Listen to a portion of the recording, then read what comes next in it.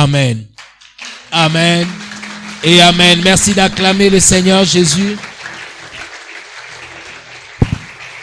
Amen. Nous vous saluons dans le nom glorieux, précieux, merveilleux, puissant de notre Seigneur Jésus. Bienvenue à Shiloh. Bienvenue à l'autel de grâce. Amen. Nous sommes dans la joie ce dimanche et particulièrement ce deuxième dimanche du mois d'août de pouvoir être présent encore ici dans la présence des dieux. Et estimez-vous heureux d'être parmi ceux qui adorent le Seigneur ce matin. Parce que plusieurs n'ont pas pu le faire. Pas parce qu'ils sont moins que nous, mais simplement la grâce a été manifestée envers nous. Nous saluons ceux qui nous suivent de par les réseaux sociaux. Nous bénissons Dieu pour vous et nous vous bénissons au nom de Jésus. Que la grâce qui abonde et surabonde en ces lieux parvienne jusqu'à vous.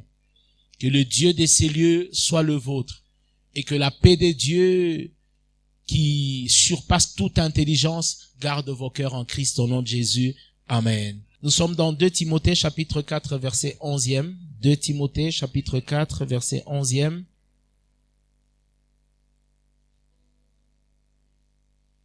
Timothée chapitre 4 verset 11e. Nous lisons 2 Timothée chapitre 4 verset 11e au nom de Jésus. Amen.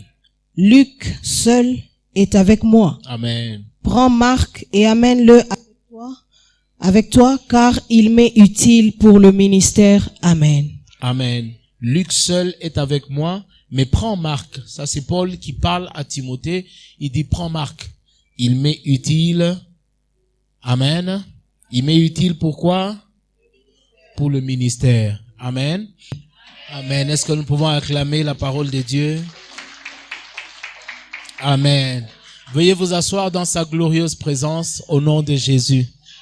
J'aime bien la parole de Dieu et je crois que Dieu nous a établis ministres de la parole pour annoncer pleinement les mystères de sa parole. Amen. Je vous bénis dans le nom du Seigneur Jésus. Je suis dans la joie ce matin de pouvoir me tenir devant vous, car je sais que à chaque fois que je suis là devant, ce n'est pas par habitude, mais c'est par vocation. Amen. Je voudrais un peu parler comme Paul qui dit, je suis obligé d'annoncer la bonne nouvelle et malheur à moi si je ne le fais pas. Amen.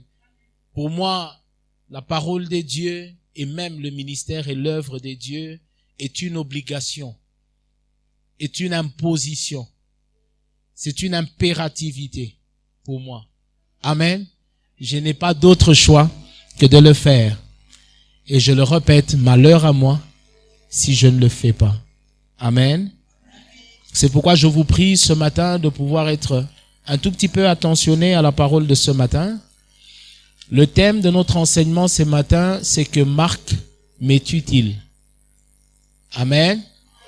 La semaine passée, dimanche passé, on a dit quoi? C'était Luc seul est resté avec moi, mais ce matin, Marc m'est utile. J'ai dit, dans votre vie, vous avez besoin d'un Luc. Amen. Pourquoi vous avez besoin d'un Luc? Parce que les Lucs, ce sont les personnes qui restent même quand les Démas sont partis. Amen. Les Lucs sont ces gens-là qui sont fidèles, qui restent fidèles. Amen. Paul continue à dire, il dit, Marc m'est utile. Amen. J'aimerais ici parler d'un homme qui s'appelle Marc, présenter le profil de Marc. Qui est Marc? Pourquoi Paul dit que Marc lui est utile? Il y avait plusieurs personnes autour de lui. Amen. Mais non seulement que tous sont partis et que Luc seul est resté avec lui, mais il appelle Timothée pour dire, Timothée, quand tu viendras, ne laisse pas Marc. Viens avec Marc parce que Marc m'est utile. Ce Marc ici, nous sommes en train de voir, nous rentrons un peu dans les Actes des Apôtres, où nous voyons cet homme sur la route de Damas qui rencontre Christ, et dans les desseins qui s'étaient formés de pouvoir aller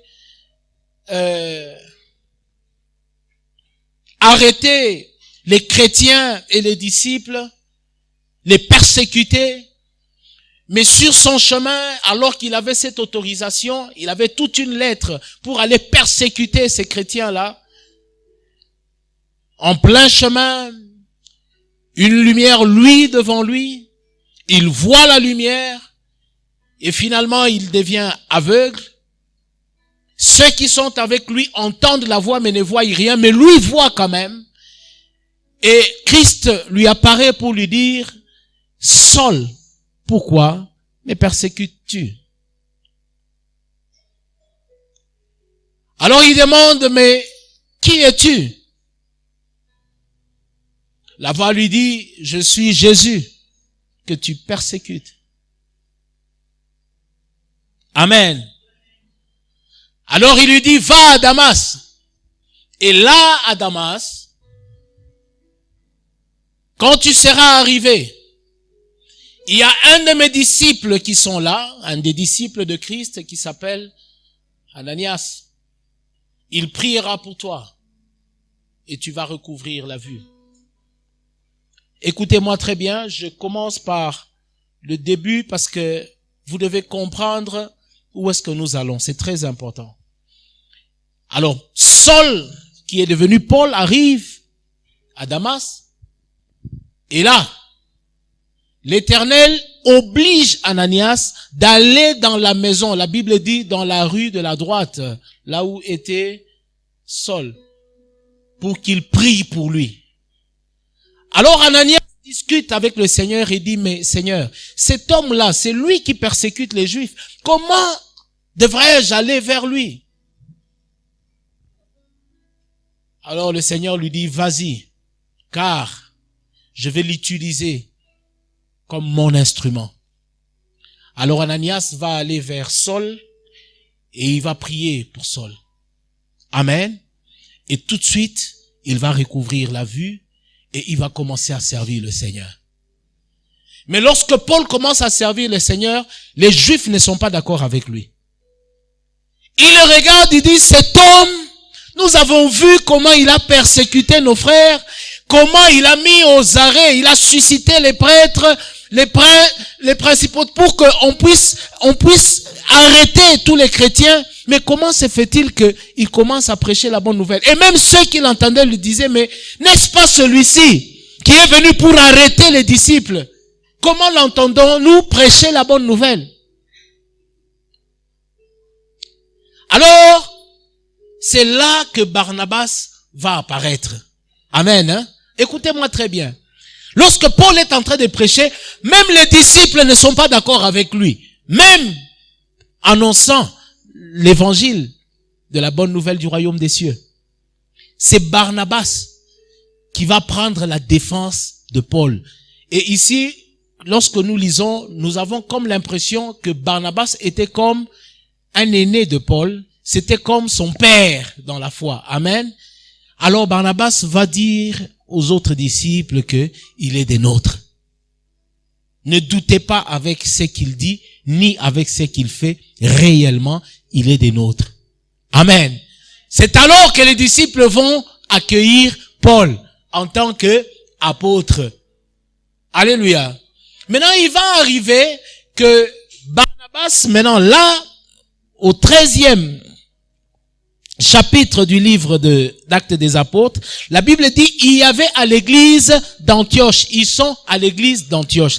Cette église d'Antioche, c'est là dans cette église, pour la première fois, que les disciples ont été appelés chrétiens. C'est là qu'on a utilisé le mot chrétien pour la première fois dans la Bible. Amen. C'était ici à l'église d'Antioche. Alors, qu'est-ce qui va arriver? Lorsque vous lisez avec moi, la Bible dit, il y avait là-bas des prophètes et des docteurs. Amen. Mais lorsqu'on parle des prophètes et des docteurs, on commence à citer les noms. Amen. On dit, Barnabas aussi était là. Siméon, appelé Niger, était là. Lucius de Cyrène était là. Manahen, qui avait été élevé avec Hérode, le tétrarque, et Saul. on cite Saul à la fin. Ça veut dire on commence d'abord par citer les docteurs, amen, hein, les prophètes, et puis on cite toutes ces personnes ici. On cite Barnabas, on cite Simon, et puis à la fin on dit et Saul. Comme si c'était quelqu'un oublié, amen, hein. À la fin on dit et Saul. On cite tous les autres, et puis on dit et, comme pour dire on avait déjà fini, mais et Saul. Amen, hein. La Bible dit, lorsque on approche ces gens-ci, la Bible dit ceci: après avoir jeûné et prié, ils leur imposèrent les mains. Amen. Lorsque nous continuons, prenons le deuxième verset, la Bible dit, pendant qu'ils servaient le Seigneur dans leur ministère et qu'ils jeûnaient, le Saint-Esprit dit, mettez-moi à part qui? Mettez-moi à part qui? On commence par qui encore? Et Saul, n'est-ce pas? C'est le Saint-Esprit lui-même. Au milieu de tous ces prophètes, ces docteurs, c'est Simon ici, c'est le Saint-Esprit choisit deux personnes. Qui? Barnabas et Saul.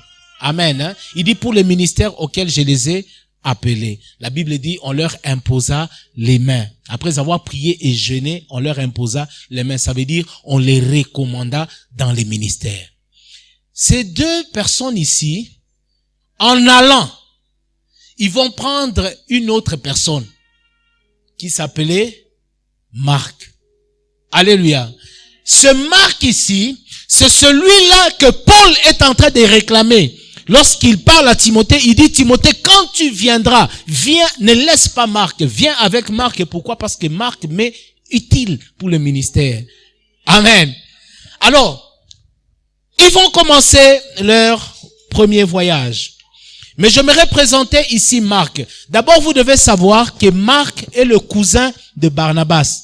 Ça veut dire, Marc est venu avec eux, d'abord par affiliation familiale.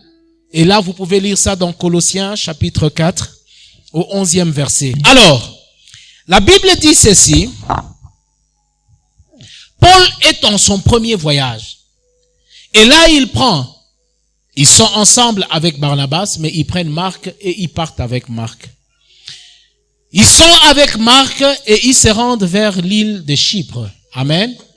Et en route, ils sont en train d'enseigner la bonne nouvelle du royaume des cieux. Amen. Ils enseignent, ils prêchent la bonne nouvelle, les gens viennent à Jésus.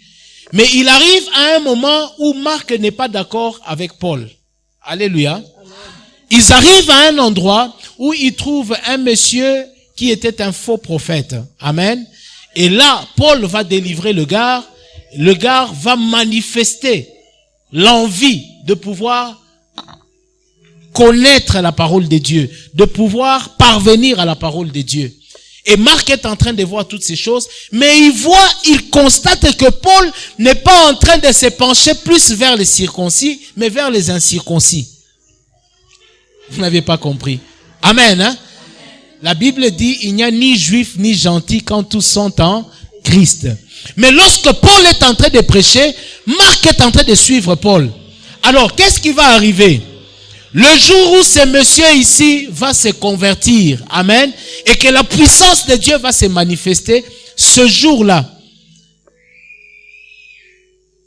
il y a changement. On ne commence plus par les docteurs, les prophètes, Barnabas, mais on commence par Paul et ses compagnons. Automatiquement, Barnabas est effacé. Pourquoi? Parce que la puissance de Dieu venait de se manifester. Je vais dire à quelqu'un, lorsque la puissance de Dieu se manifeste dans votre vie, la puissance de Dieu efface les autres. C'est normal. C'est normal, ça ne dépend pas de vous. Lorsque Dieu vous choisit pour faire quelque chose, dans n'importe quel domaine, dans le domaine des affaires, dans le domaine du ministère, dans n'importe quel domaine, ce n'est pas vous qui demandez ça, mais c'est comme ça. Amen. Hein? Amen. Lorsque la puissance de Dieu se manifeste, automatiquement, la Bible commence à parler de Paul et ses compagnons. Au verset 13, la Bible dit Paul et ses compagnons. Or, avant, on a cité tout le monde et puis on a dit et Paul. Ici, on dit mettez-moi Barnabas et Saul à part. Mais ici, au 13e verset, on dit Paul et ses compagnons. fini de Barnabas, ça devient Paul et ses compagnons. Pourquoi? Parce que lorsque la puissance de Dieu se manifeste, Dieu vous distingue. Amen. C'est là que la Bible dit, il y aura une différence entre vous et les autres. Et c'est pourquoi aujourd'hui dans votre vie, il y a une différence entre vous et ceux de votre famille, entre vous et ceux de votre génération, entre vous et vos amis, même dans le travail, même dans les affaires, même dans l'école, même dans tout ce que vous faites. Quand vous regardez, vous êtes un peu différent des autres. Pourquoi? Parce que lorsque la puissance de Dieu se manifeste, la puissance vous distingue. Amen. Il y a des fois, vous n'avez pas besoin de discuter, vous n'avez pas besoin de vous présenter. Non. La puissance de Dieu elle-même éclaircit les choses. Et Marc, ici, n'était pas d'accord. Amen. Pourquoi? Parce que lui, s'il avait suivi, c'est parce que Barnabas était son cousin. Amen. Mais des deux, c'est parce que il savait que c'était Barnabas le leader. Maintenant, Barnabas n'est plus leader. Le leader, c'est qui? C'est Paul. Amen. Et lui et Barnabas deviennent les compagnons de Paul. Amen. Lui n'était pas d'accord avec ça. Et troisièmement, c'est que Paul a commencé à ne pas prêcher les Juifs qui étaient considérés comme les circoncis. Il s'est tourné vers ceux que eux appelaient incirconcis. Amen. Qui sont les gentils. Ça veut dire, en d'autres termes, il s'est dit que cet homme n'est plus en train de suivre la voie qui nous avait été enseignée. Parce que je vous ai dit au début que l'église qui était dans la maison de Marc, avait fait que chez Marc, qu'ils aient la culture des Écritures, la culture de la prière, des jeûnes. Ça veut dire que c'est des gens qui ont grandi dans les choses de Dieu. Et pour lui, il a fait un jugement sur Paul pour dire, cet homme ici n'est plus en train de prêcher ce qu'on nous a appris. Et cela a fait qu'il puisse abandonner Paul.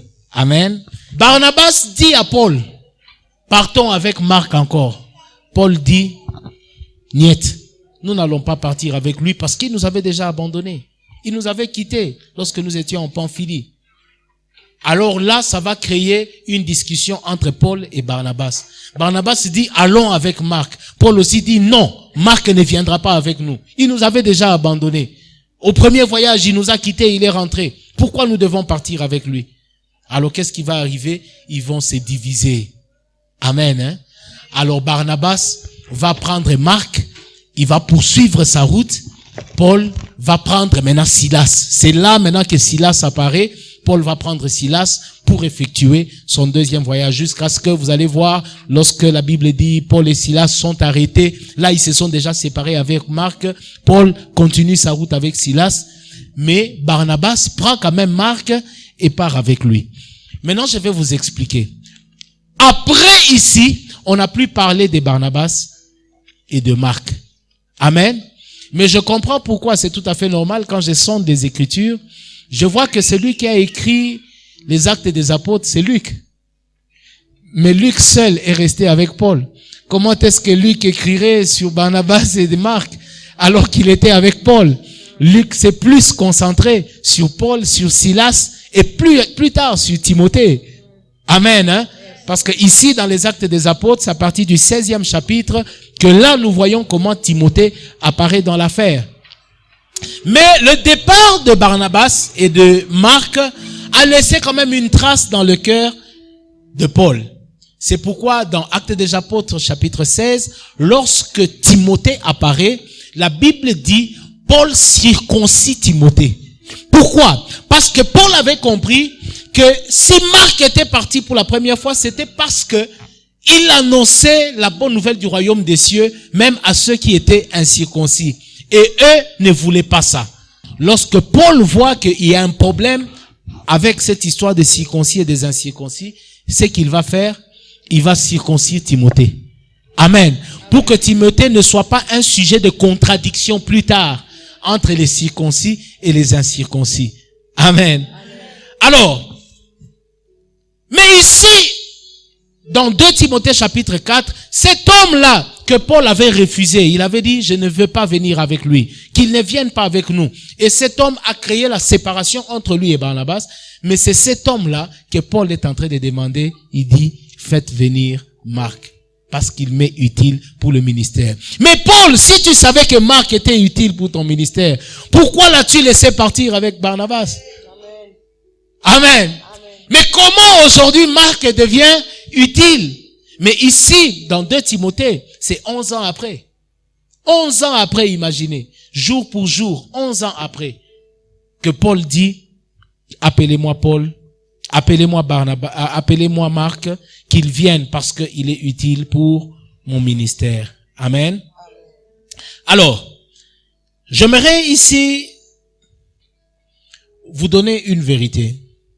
Il y a des gens qui peuvent être présents à côté de vous, mais qui ne sont pas utiles pour vous.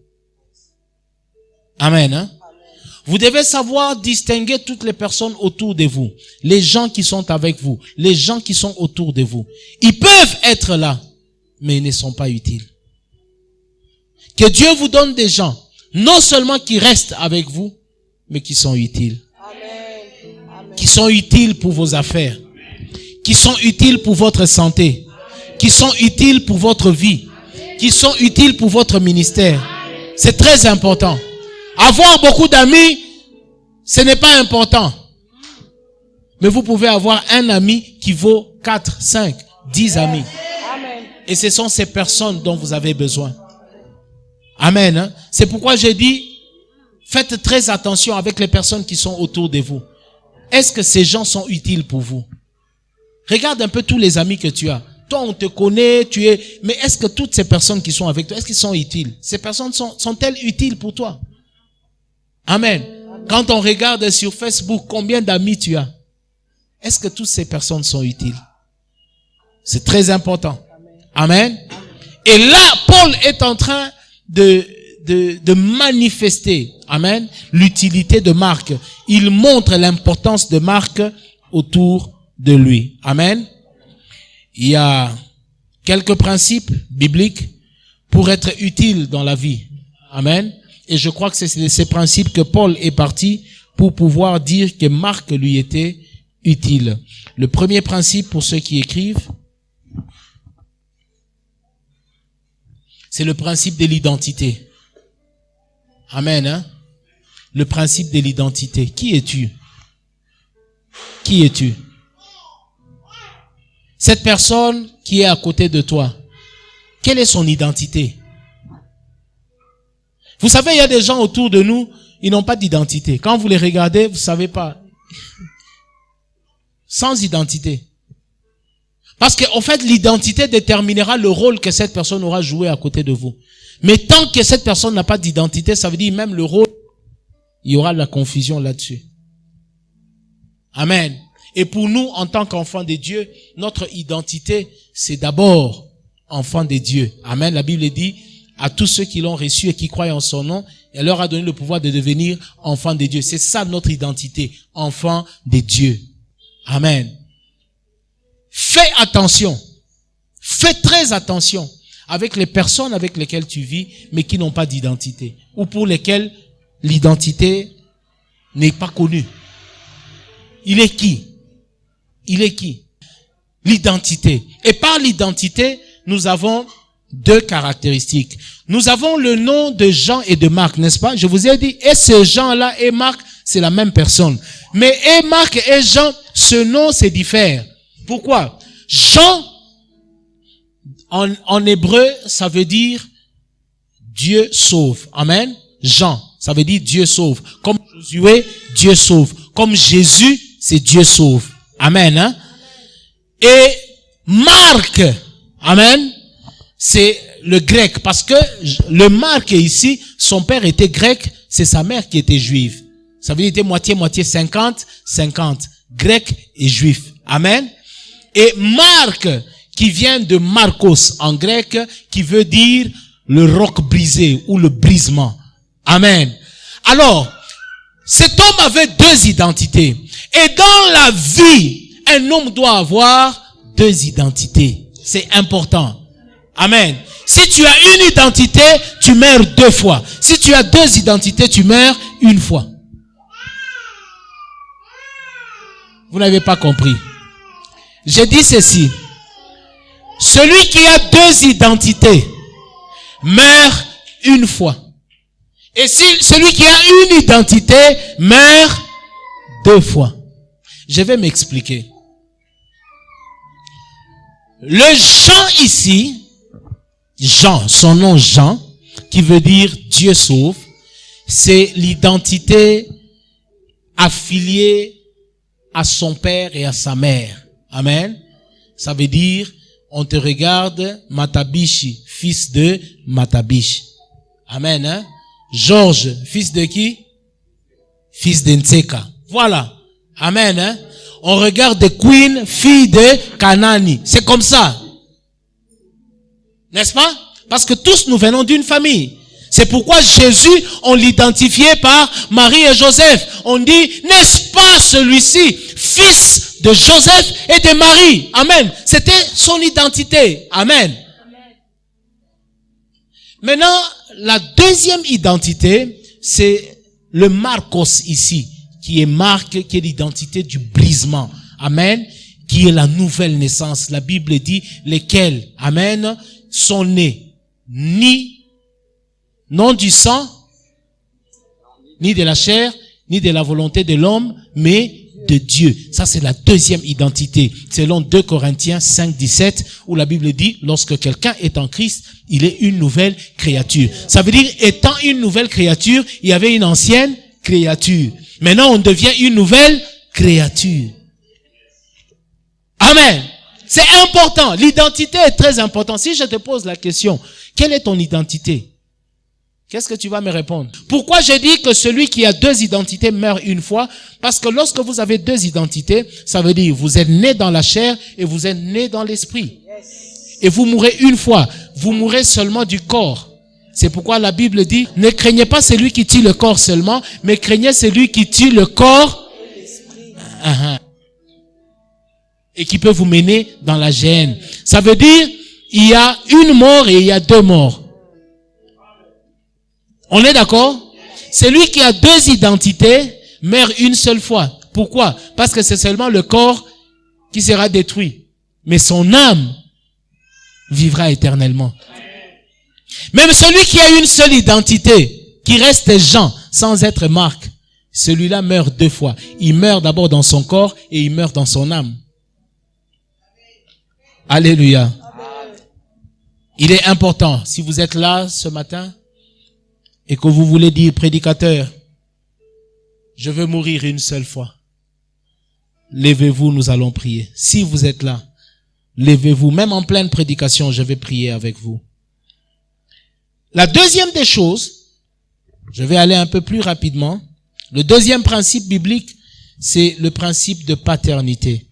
Amen. Le principe de paternité. Vous devez avoir un père. Un père. De qui es-tu? De qui es-tu fils? Alors, dans cette histoire de paternité, il y a beaucoup de confusion. Il y a d'abord le Père en Christ. Le Père en Christ, c'est celui qui vous engendre, n'est-ce pas, dans la foi. Ça peut être un blanc qui est venu dans une campagne d'évangélisation prêcher et Dieu l'a utilisé pour que vous puissiez recevoir la bonne parole ou la parole de vie. Celui-là, il est votre Père en Christ. Amen. Celui-là, il est votre, Dieu l'a utilisé pour votre salut. C'est votre Père en Christ. Maintenant, il y a un Père en Christ, c'est un Père dans la foi. Amen. Maintenant, il y a des pères ministériels. Les pères ministériels ne sont peut-être pas nécessairement les pères en Christ ou les pères dans la foi, mais ce sont des gens que Dieu vous donne pour vous encadrer dans votre vie chrétienne, dans votre ministère. Quelqu'un qui est là, qui vous regarde. La Bible dit, Paul est un père ministériel pour Timothée. Pourquoi? Parce qu'il dit que la foi qui est en Timothée a commencé d'abord par son aïeul, puis par sa mère, et il dit, je suis persuadé que cette foi habite en toi. Ça veut dire, lui n'est pas le père dans la foi, mais il est le père dans le ministère. On est d'accord? Ça veut dire, vous pouvez peut-être avoir reçu Jésus dans une autre église ou quelque part, mais si vous arrivez ici et que vous servez sous mon autorité, je deviens un père ministériel pour vous. Amen. Un père ministériel, c'est un coach. Un père ministériel, c'est cette personne-là qui prie pour vous, sous l'ombre duquel vous opérez. Faites très attention. Il n'est pas bon de pouvoir opérer sans avoir une ombre sous laquelle on opère. Parce qu'il y a des combats que vous ne combattrez pas, mais que votre père combattrait pour vous. Amen. C'est clair. Il y a des choses que Dieu ne vous dira pas, mais qu'il dira au Père. C'est au Père de pouvoir les révéler à vous. Amen. Je passe vite, mais vous devez comprendre. Il y a maintenant ce qu'on appelle les mentors. Les mentors, ce sont ces gens-là. Il peut y en avoir plusieurs. Un père dans la foi, il y en a un seul. Un père dans le ministère, il y en a un seul. Amen. Comme moi, mon père dans la foi, si je me rappelle, dans les années 90 où j'ai reçu le Seigneur Jésus, à l'église Fepako Nzambe Malam, on avait un musée qu'on appelait Musée Ngoï. Là-bas, les pasteurs s'appelaient les musées. Et c'est là que j'avais reçu le Seigneur Jésus. Je me suis fait baptiser en 91. Amen. Mais aujourd'hui, je sers sous l'autorité du révérend Raoul Wafo, qui est mon père dans le ministère. C'est cette personne par la bouche duquel Dieu a parlé en ce qui concerne ce ministère ou mon ministère à moi. Maintenant, les mentors, ce sont des coachs ou ce sont des modèles dans un domaine. Il peut y avoir plusieurs mentors. Amen. Comme moi, je suis là, j'ai des mentors dans le domaine des affaires, j'ai des mentors dans un domaine ou un autre, je peux avoir un mentor. Si je veux, par exemple, apprendre à chanter, je veux être un homme qui chante, je peux trouver un mentor dans le domaine du chant. Quelqu'un qui sait chanter, je peux peut-être m'approcher du pasteur Atoms. J'ai dit, pasteur Atoms, tu es pasteur, mais toi, dans tel domaine, je vois que Dieu t'utilise beaucoup. Il peut être mon mentor dans ce domaine-là. Amen. Dans le domaine du chant, de l'adoration, c'est pas mauvais. Amen. Tu peux avoir un mentor dans le domaine des affaires. Tu fais des affaires, mais tu vois quelqu'un qui progresse, qui avance. Tu t'approches de lui, papa, unafaka, il va te dire, regarde, il faut faire ça, il faut marcher comme ça. Quand tu as un peu d'argent, voilà. Amen. Alors, en ce qui concerne toujours les pères, il y a une dernière catégorie des gens qu'on appelle les aînés. Amen. Les aînés, ce sont ces gens-là qui nous ont précédés dans un domaine ou dans un autre, mais qui nous ont encadrés. Vous pouvez venir ici à l'église, bien aimé dans le Seigneur. Toi, tu viens ici à l'église, tu es assis sur cette chaise-là. Quand nous avons commencé Shiloh, nous n'avions pas ces chaises ici, hein. Nous avions des chaises de location. Amen. Quand on était où c'est? À Roussina. Est-ce qu'on avait des chaises? On n'avait pas de chaises. C'est la salle qu'on louait qui nous donnait des chaises. Quand nous sommes arrivés à Moulinga, on avait des chaises en plastique. Amen. Mais il y a des gens parmi vous, et peut-être d'autres ne sont pas ici, qui ont pourvu pour que vous puissiez vous mettre sur ces chaises-là. Les chaises sur lesquelles vous êtes assis confortablement. Ça, ce sont des aînés. Des gens qui vous ont précédé peut-être dans la foi, qui ont précédé peut-être dans un domaine ou dans un autre domaine. Vous devez avoir du respect pour eux. Amen. Vous arrivez dans une église, il ne faut pas tout de suite, tu viens, non. Quoi mpole? À un moment, tu regardes, tu demandes, Amen. Cette personne qui t'a affermi,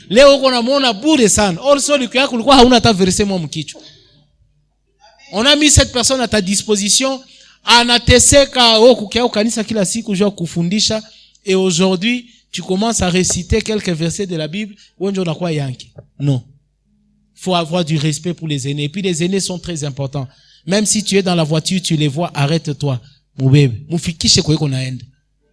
Amen. Ce sont des gens, sans eux, vous n'auriez peut-être pas eu la connaissance que vous avez. Amen. La distance d'une flèche propulsée dépend de la force de celui qui l'a lancée. Amen. Or, celui qui lance, c'est le Père. Amen. Et le Père, dans son carquois, il a plusieurs flèches. Il peut avoir une grosse flèche ou une flèche mince.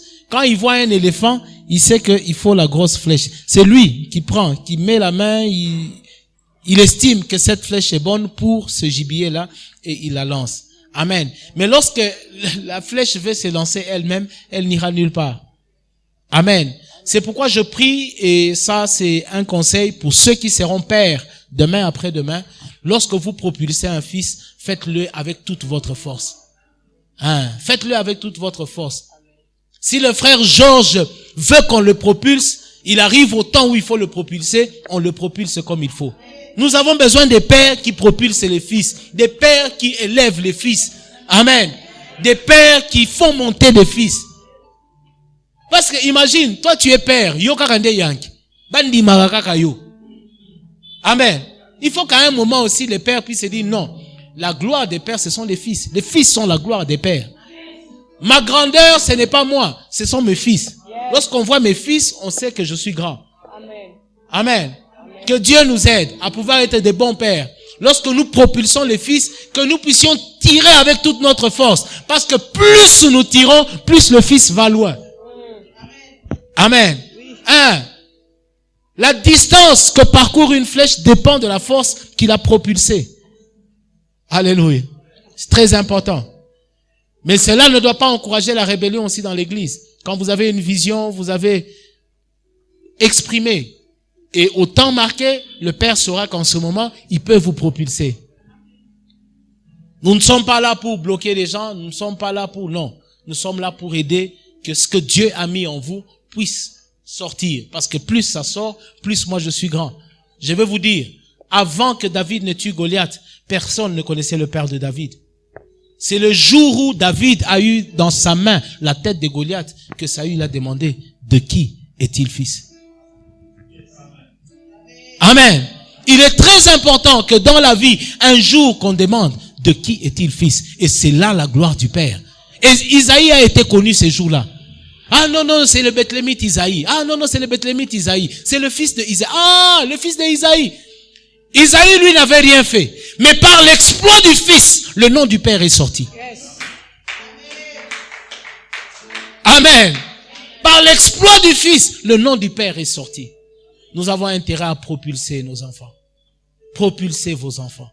Amen. Faites-le. C'est important. Alléluia. Maintenant, je vais chuter. Pourquoi Marc était-il utile? Pourquoi Marc était-il utile? Marc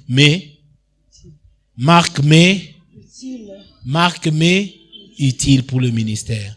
La première des choses, c'est que Marc, après ses 11 années, lorsqu'il avait abandonné Paul, il est retourné vers Pierre. C'est pourquoi dans 1 Pierre, là où nous avions lu, Paul est en train de dire que Marc, le cousin de Barnabas, vous salue. N'est-ce pas? Nous avions lu là-bas, non? Oui. Est-ce que vous êtes là? Oui.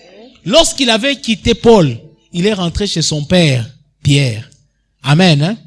Or, en rentrant chez Pierre, dans Actes des Apôtres chapitre 11, Pierre dans une vision, amen, dans Actes des Apôtres chapitre 10, mais il répète ça dans le chapitre 11e, dans une vision, la Bible dit, l'Éternel lui montra, amen, un tapis sur lequel il y avait des quadrupèdes, amen, et Dieu est en train de lui dire, est-ce que tu peux manger ça? Il dit, je n'ai jamais mangé rien d'impur comme ça et je n'en mangerai pas. Alors Dieu lui dit, pourquoi traites-tu d'impur? C'est que Dieu traite de pur. Amen. Et là, Dieu n'était pas en train de lui parler de ces quadrupèdes. Dieu était en train de lui parler des païens, des incirconcis. Parce que, au fait, Paul, c'était l'apôtre des circoncis. Amen. Paul, c'était l'apôtre des circoncis. Si tu vois ton frère tomber, va le voir, relève-le. Mais ce n'est pas une occasion pour le critiquer. Ce n'est pas une occasion pour parler en mal de lui. Tu vois quelqu'un venir ici comme ça, ya, ou les naïs comme choral, ya, maki kanisa, ya. Amen. Combien d'accusations on n'a pas? Non, pasteur, ou le frère, il ko protocole ou le. Ni muchawi sana, ni mulozi sana. Amen. Mais Paul avait compris. Il dit, Marc m'est utile en ce moment. Parce qu'il va concilier les gens. Amen. Vous savez, la Bible dit que nous étions étrangers. Amen. Mais c'est Christ qui nous a réconciliés au Père. Il nous a réconciliés au Père. Est-ce que vous savez que si Jésus n'était pas patient, même avec Pierre, Pierre n'aurait pas annoncé la bonne nouvelle? Parce que le jour où Jésus est monté à la croix, Pierre est rentré à la pêche. Amen. Mais Jésus a compris que cet homme, c'est juste la faiblesse. Aujourd'hui, il peut être faible, mais demain, il sera fort.